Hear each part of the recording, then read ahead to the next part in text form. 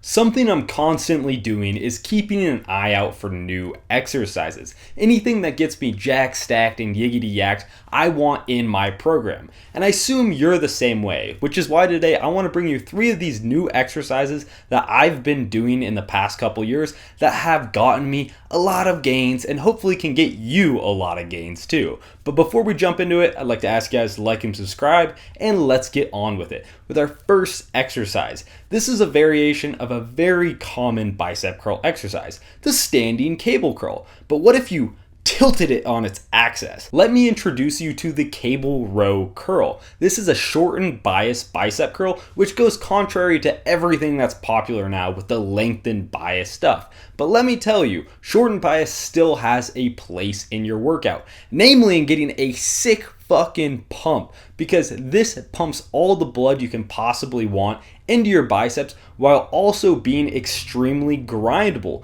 because you can brace yourself not only with your feet but also your butt because you're on the cable row.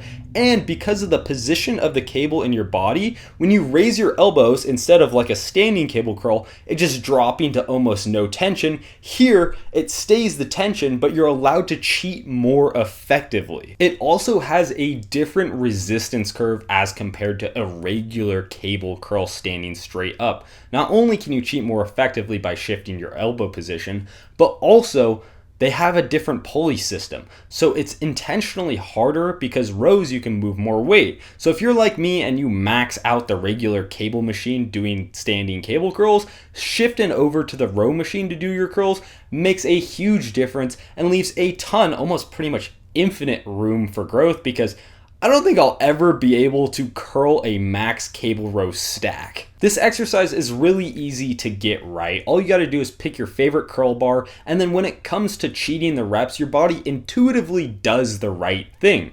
Raising your elbows up and trying to bring that bar to your forehead instead of that lower position once you start to get more tired, and then using a little bit of body English to get some extra reps. Overall, give this one a shot and you won't regret it. The next exercise that we have will absolutely blow up your chest gains along with bulletproofing your shoulders, and that is the ring push-up. I know you guys see all those TRX bands that nobody ever uses in the gym. Well, this is like the chattier version of that, although you can use those TRX bands.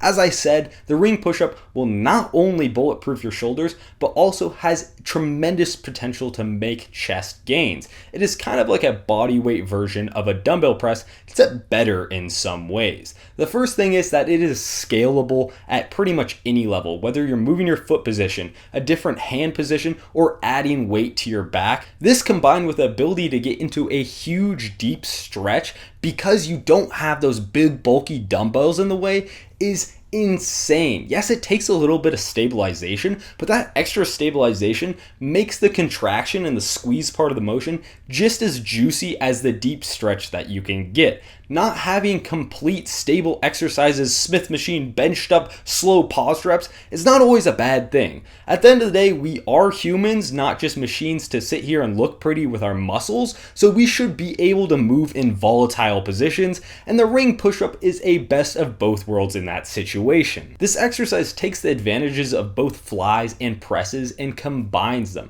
You can really get deep in that stretch and feel it like a fly, but then when it's time to contract, you can shift to use not only your chest but your shoulders and your triceps to push up and then get back into that deep stretch. Setting up for this depends on your level of ability. I would advise everybody to start off just with their feet on the ground and a pronated grip, feeling that stretch and really feeling where they feel their chest the best. I said feel like 4 times there, but that is the essence of the ring push-up. It's feeling a goddamn sick pump and burn from doing these. Eventually you can graduate to using RTO, or rings turned out, where you supinate your grip and really get deep into it as you see in the clip, or you can add weight to your back. Both are very effective, but I find the first step I like to take is to elevate my feet to target more of the upper chest, simulating an incline bench press. Now, the third exercise we have to absolutely demolish your triceps and save you some elbow pain is the cable overhead extension. I love these for 2 main reasons.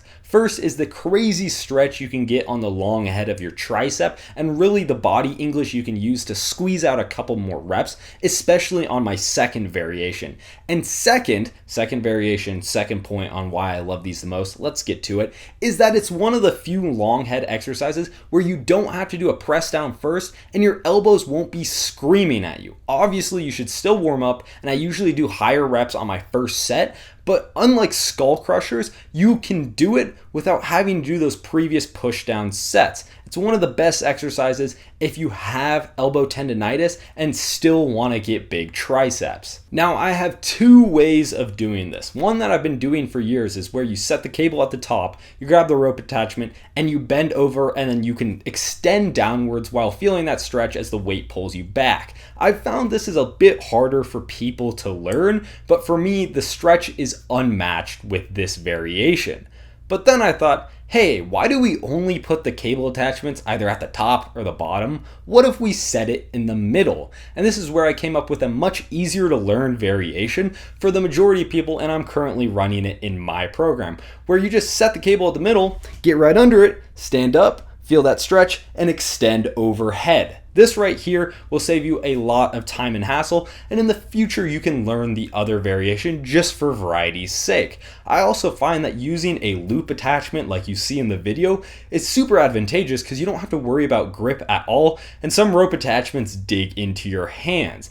This allows you to just grind, and only focus on getting those triceps as beat as possible. In both variations, you are braced up well and very stable. So this allows you to use some extra weight and milk that deep stretch past when you can complete a full repetition.